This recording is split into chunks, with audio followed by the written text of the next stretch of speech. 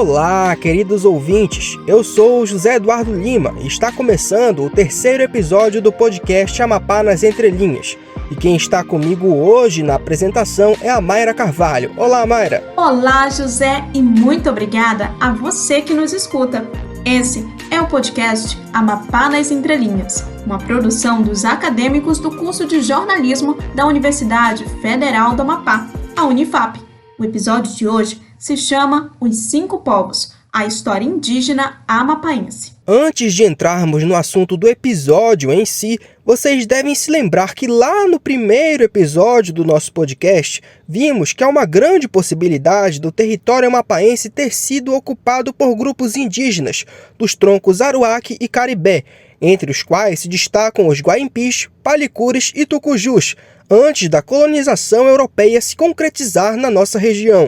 Lembrando que essa possível ocupação se dá pelos vestígios encontrados nos sítios arqueológicos de cerâmica Maracá-Cunani e no Parque Arqueológico do Solstício. Por isso, a gente preparou esse episódio inteiro pela ótica das nossas raízes indígenas. Os registros apontam a predominância étnica de 5 povos indígenas nas terras amapaenses. São eles Galibi-Maorno, Galibi-do-Oiapoque, Caripuna, Palicu e Woiampi.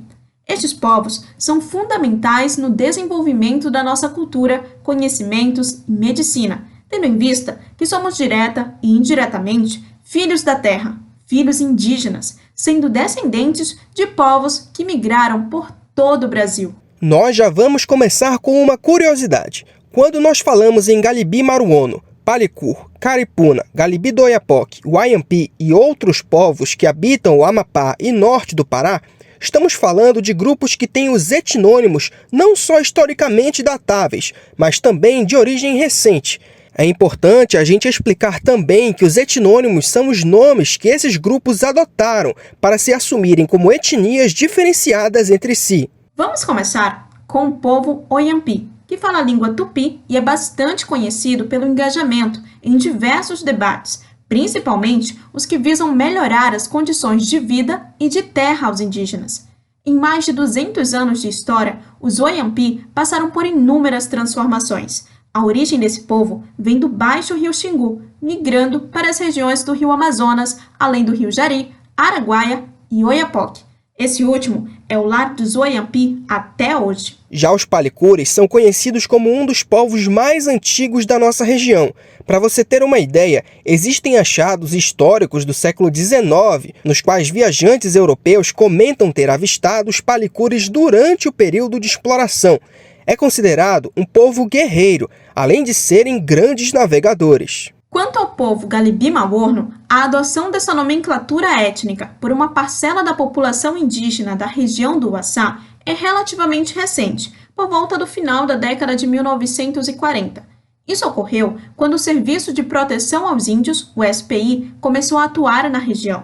As famílias habitantes das ilhas do Alto Rio Uaçá foram identificadas como de origem Galibi e passaram a ser denominadas assim. Mas tem um porém. Até então, essas famílias se autodesignavam como gente do Uaçá e se reconheciam como de origem heterogênea, mesmo que entre eles houvesse descendentes de outros povos, como Caribé e Aruaque. Mesmo assim, eles passaram a assumir o etnônimo Galibi desde a chegada do Serviço de Proteção aos Índios. Mais recentemente, no decorrer das décadas de 1980 a 1990, passaram a se definir como Galibi-Maorno, após orientação do Conselho Indigenista Missionário. O objetivo era se diferenciar dos Galibi-do-Oiapoque, grupo que não identificam como de origem comum. Já que mencionamos o Galibi-do-Oiapoque, vamos saber um pouco mais sobre eles. Esse povo é proveniente da região do rio Maná, no litoral da Guiana Francesa. Eles migraram para o Brasil por volta de 1950. Na Guiana Francesa, se definiam como Caliná ou Galibi. Já no Brasil, se tornaram conhecidos como Galibi do Oiapoque, à medida em que se estabeleceram na região do Baixo Rio. Acredita-se que o povo de Caripuna foram as primeiras famílias que chegaram à região do Rio Curupi, no final do século XIX. Caripuna significa índios misturados. Essa etnia possui pessoas de origem indígena e não indígena. Esses povos falam português e também a língua patóis. José, Que tal fazermos também um panorama linguístico dos povos depois do intervalo? É interessante, Mayra. Então, vamos fazer esse intervalo de 1 minutinho, que temos alguns recados importantes para você. Segura aí.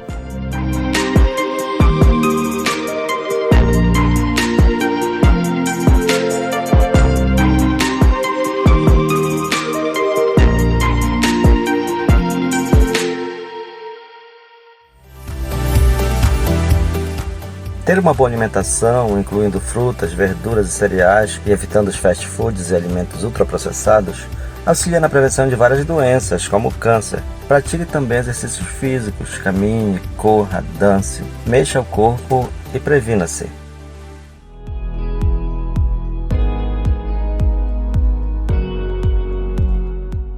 Mulher, fique atenta aos sinais do seu corpo, como inchaço, vermelhidão e dor nas mamas. Esses podem ser sintomas do câncer de mama. Se perceber algo fora do normal, procure um médico. A prática de exercícios físicos e boa alimentação auxilia na prevenção de vários tipos de câncer.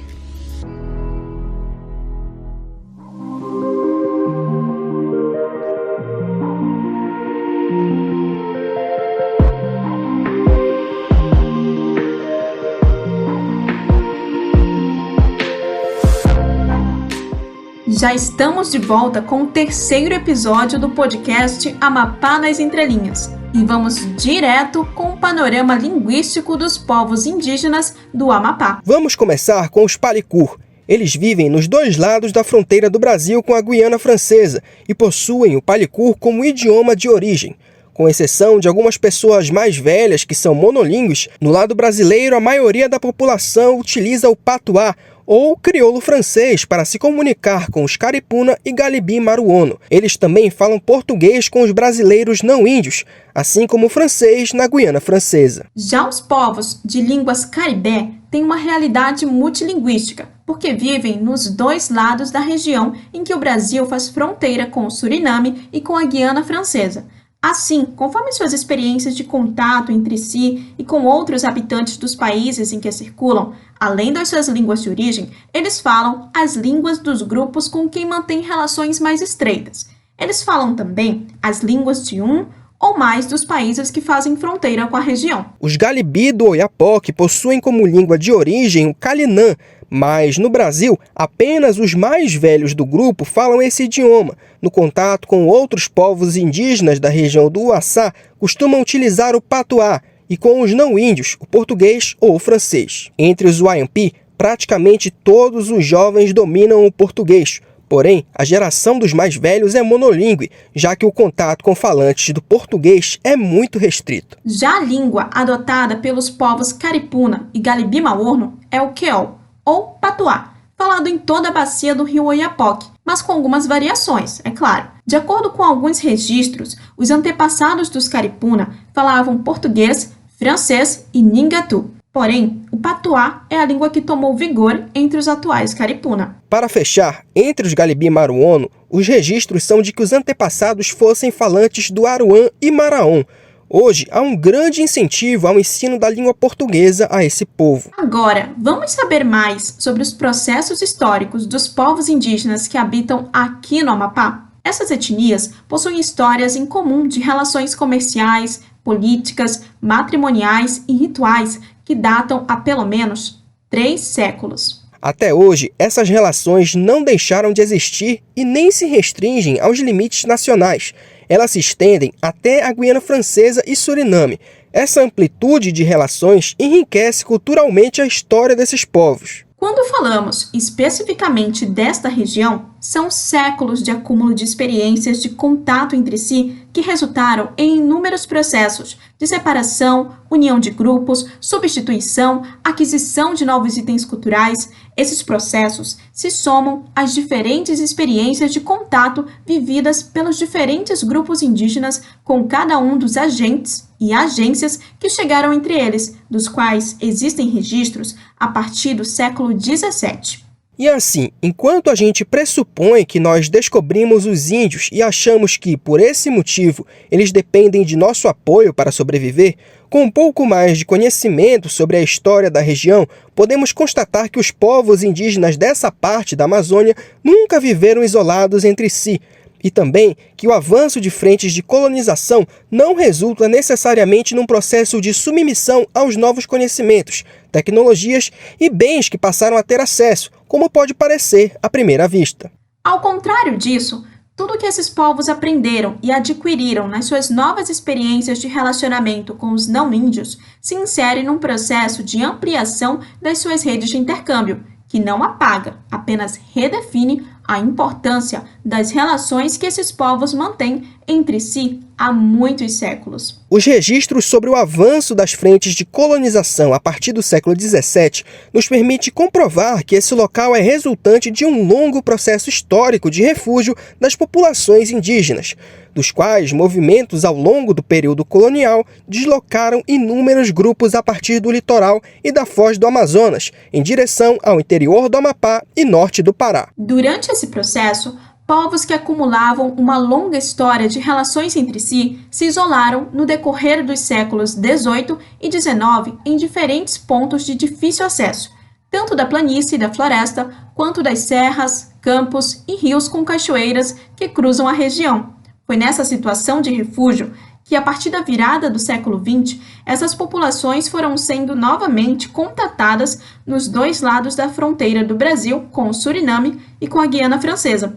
Dessa vez, não mais pelas antigas frentes de colonização, mas sim por frentes extrativistas, assim como por viajantes, missionários e, já no século XX, por representantes de órgãos assistenciais. Tendo avançado com propósitos diferenciados, essas novas frentes levaram consigo uma série de novas doenças aos grupos indígenas contatados, causando baixas populacionais significativas, sobretudo na primeira metade do século XX. Nesse contexto é que começaram a ser implantadas políticas assistenciais de saúde e educação por parte dos governos do Brasil e de países fronteiriços. O objetivo era reverter esse quadro. Sendo assim, é na segunda metade do século XX que remonta não apenas o surgimento dos atuais grupos étnicos que povoam a região, como também o estabelecimento do modo de ocupação territorial baseado na concentração das aldeias em torno de postos de assistência. A transformação dos amplos territórios e dos percursos historicamente trilhados em terras indígenas demarcadas é mais recente ainda, datando o início desse processo de menos de 20 anos. Não tem como citar a demarcação de terras indígenas sem lembrar do marco temporal. Você já deve ter ouvido falar disso nessas últimas semanas. É o seguinte, o STF, o Supremo Tribunal Federal, começou a julgar se demarcações de terras indígenas devem seguir o chamado marco temporal. Por esse critério, indígenas só podem reivindicar a demarcação de terras que já eram ocupadas por eles antes da data de promulgação da Constituição de 1988. Essa decisão pode definir o rumo de mais de 300 processos de demarcação de terras indígenas que estão em aberto no país.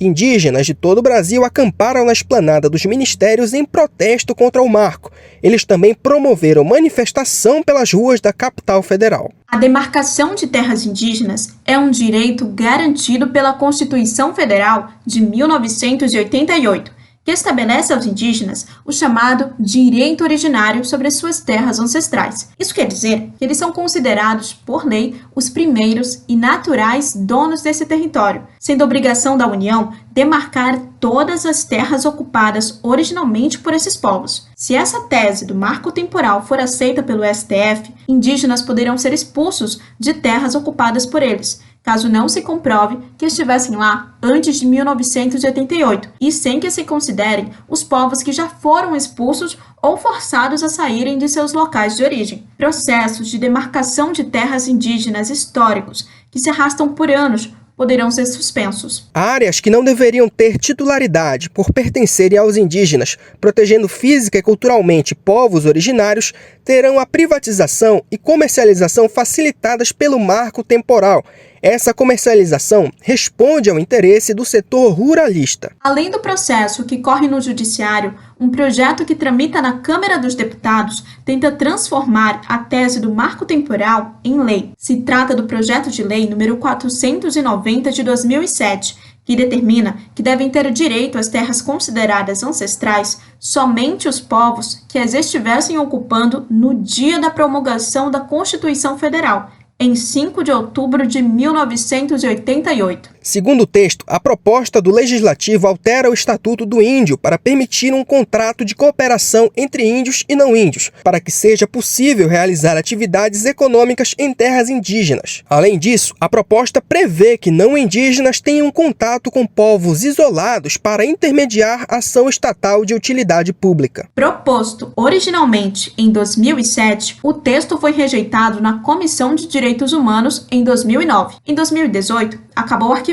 No entanto, a proposta foi ressuscitada durante a campanha eleitoral do presidente Bolsonaro. Em 29 de junho deste ano, a Comissão de Constituição e Justiça, a CCJ, da Câmara dos Deputados, entendeu que o texto do projeto de lei é constitucional. Agora, a proposta aguarda análise do plenário da Casa. Se for aprovado no plenário, o texto ainda precisará passar pelo Senado antes de ser, eventualmente, sancionado. Agora que você já sabe sobre o marco temporal, a gente volta a falar especificamente sobre os povos indígenas aqui do Amapá. Vamos saber um pouco mais sobre as aldeias? Dificilmente uma pessoa nasce, cresce, se casa, tem filhos e morre na mesma aldeia, a não ser no caso daquelas que se tornaram sede de postos de assistência. Ao contrário, as aldeias comuns que se encontram por toda a região se caracterizam por possuir um tempo de vida útil relativamente curto, que gira em torno de 5 a 10 anos, no máximo 15. É comum surgirem desavenças internas, surtos de doenças, mortes ou infestação de pragas. Se esses problemas não ocorrerem ao longo desse período, é altamente previsível que haja esgotamento da caça e dos demais recursos próximos. Então, é inevitável que depois de um certo tempo, isso se transforme no fator decisivo para o abandono à procura de um novo local. Cada aldeia possui um fundador, que é considerado o dono do lugar, aquele a quem costumamos chamar de chefe ou cacique da aldeia. A principal função política de um chefe de aldeia é garantir que os moradores permaneçam junto com ele, satisfeitos com o modo de organizar a vida em comunidade e de conduzir as relações com os membros de outras aldeias. Um chefe de aldeia precisa saber conquistar aliados, não pela força e nem pelo discurso autoritário, mas pela persuasão e eficiência nas tarefas, porque ele é considerado o dono do lugar, mas não o dono das pessoas que habitam aquele lugar. Por essa razão, não é obediência que um chefe de aldeia espera de seus corresidentes, mas cooperação e apoio. Em conjunto, as aldeias de cada povo se apresentam espalhadas ao longo de rios e igarapés, com graus de distância variáveis uma das outras.